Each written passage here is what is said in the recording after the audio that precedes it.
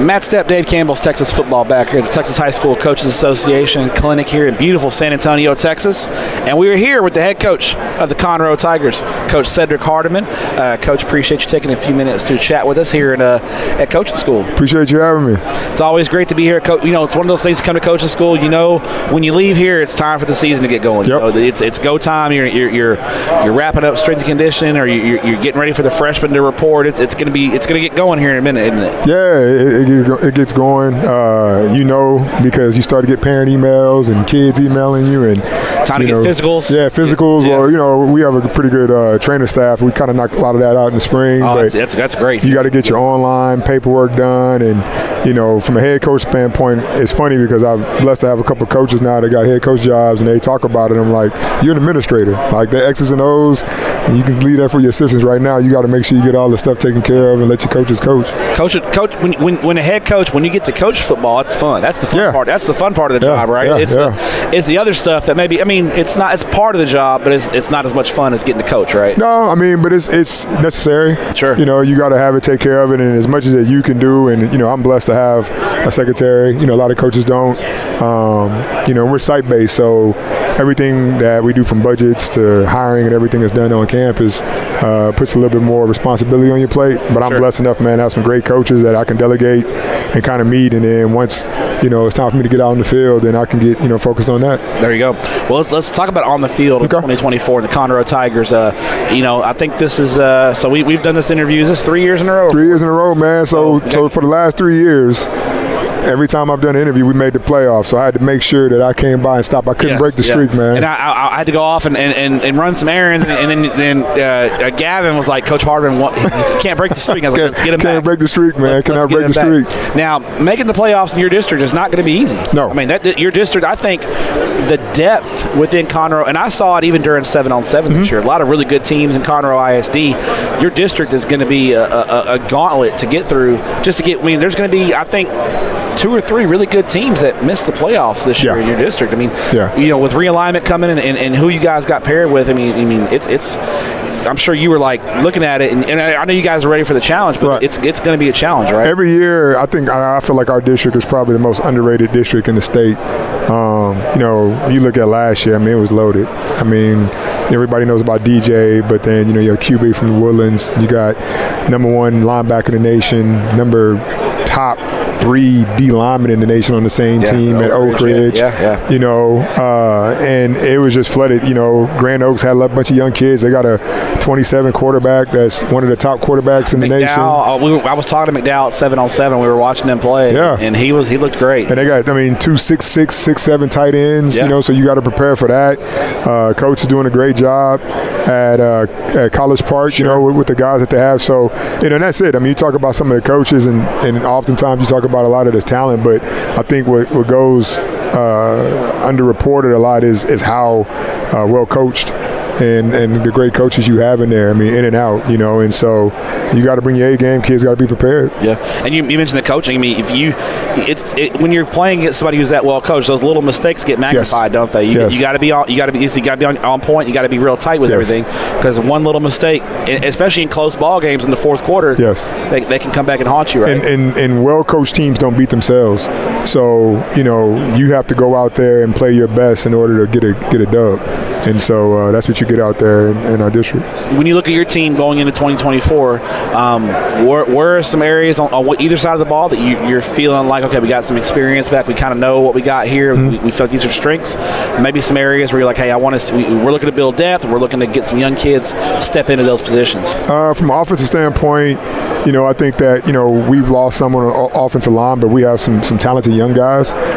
They just hadn't, you know, got the shots up yet, you know, considering in Basketball Reference. You know, we returning some skilled kids receiver-wise. Hadn't got really the notification, kind of the big name receivers that we've had kind of in the past, like Third and some good ones. Guys like that, Michael Phoenix. And so, but we have some guys that are talented in that group that's going to do some things. We're probably one of the best we've had as a group, even as for leadership. So more of a, maybe you don't have the one star, but you got 4 or 5 guys who can all make plays. I mean, our top 4 is legit, and then we got 2 or 3 guys behind them that can push. You know, and that's what you need. You know, of course, our quarterback and our running back is what's going to make it go. You know, 7 and 11. 7-11. You know, I tell them that's the nickname, 7-11. So, you know, you got Jamiko Green, who I consider the best back in the state.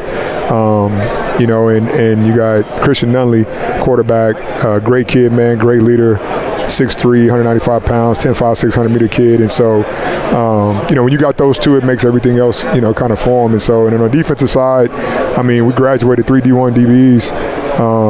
And so, you know, luckily in that area, we're pretty talented where we can kind of reload a little bit. Got Dorian back. Yeah, Dorian's a great player, yeah. And then we got a young kid, 26, Xavier Hardeman, starting to pick up some looks, long kid. And then, you know, Mark Jones is a kid that played boundary for us. We're going to move to the star.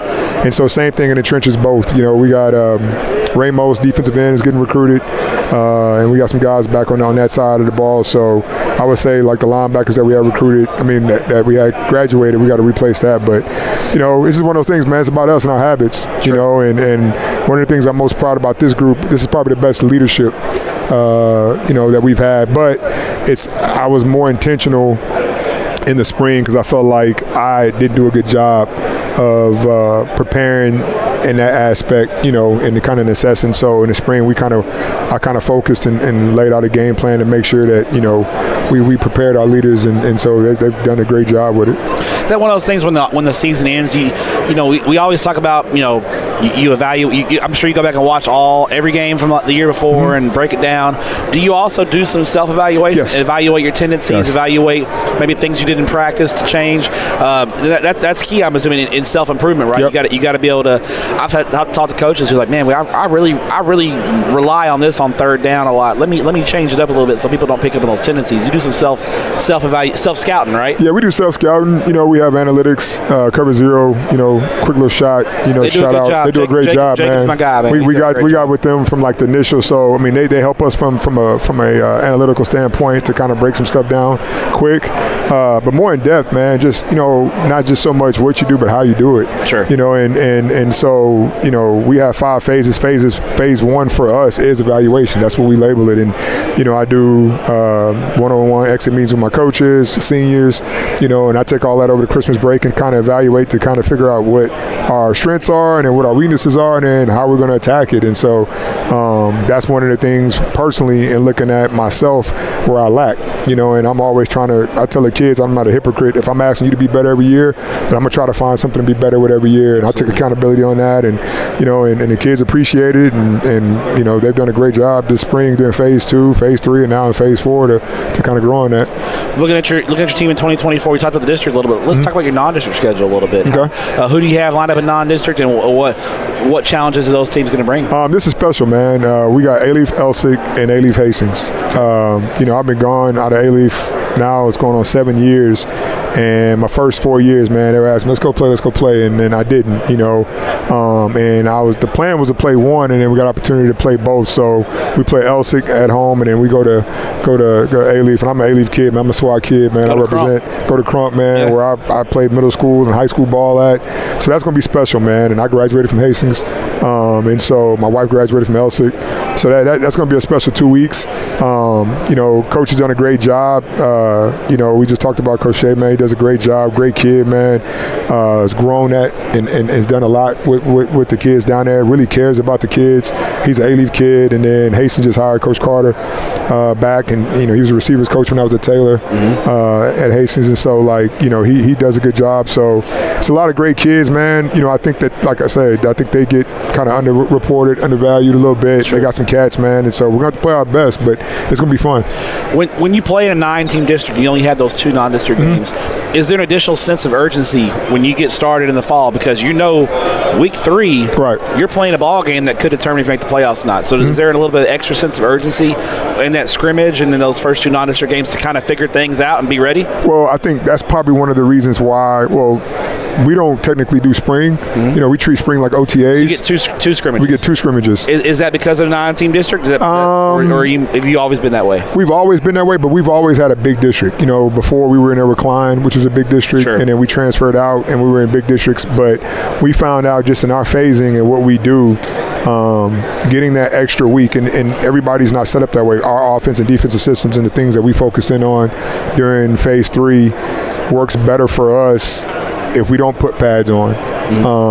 We push kids playing multiple sports just from a logistics standpoint. I got kids running track. I got kids in baseball. And then I got coaches who are track-based. So it's difficult to do it the right way if you're going to do spring when we're at kind of a skeleton crew and got kids that can't go through everything. So we just try to focus on the fundamentals, alignment, assignment, learning how to practice the habits during phase 3, and we don't put pads on. And then what that does is that allows us to start a week early, which gives us an extra scrimmage. So then I feel like, we've had that schedule now for a little bit. We're a little bit better prepared and not pressing come week 3. By week 3, we've been at it probably 6 weeks, 5 weeks, you know what I'm saying? So we're good. All right. Final question for you, Coach. I know we talked about this before. Any new, if I come to Conroe, Moorhead Stadium, where's my? Is there any new spots I got to grab a bite to eat at, or you good to stay? Man, there's a lot of new spots, man. This is what I told. I want you guys to come. That's why I want you guys to come. Come up there. I know that. I talked to one of you guys before. He's asking what game to come. I said pick a game. Pick a game. It's a lot of great food spots, man. The area's growing so fast. It really is. I've driven through there. It's crazy. Yeah, and I think it's a spot. Is it Biggio's? Does Biggio have a spot that he's opened up? I think that's out there, man. Like, there's a lot of different little spots, but my go-to, man, McKenzie's and Verns, man. I've been going there all the time, and that's where I send coaches, when I come up, college coaches come and recruit, like, hey, we hungry, we're gonna go. So let's go to McKenzie's, man. There you go. What you got to order there? Send you down there. I get a 2-meat plate, sides, but you can get whatever you want. This is what I tell them. Whatever you want on the menu, you cannot go wrong. Okay. And I go down to Verns, man, I always get the gumbo. There you go. They automatically know when I come in. Coach Sam? Okay. Yeah, they automatically know. But everything on the menu there is good, man, and they take care of me. There you go.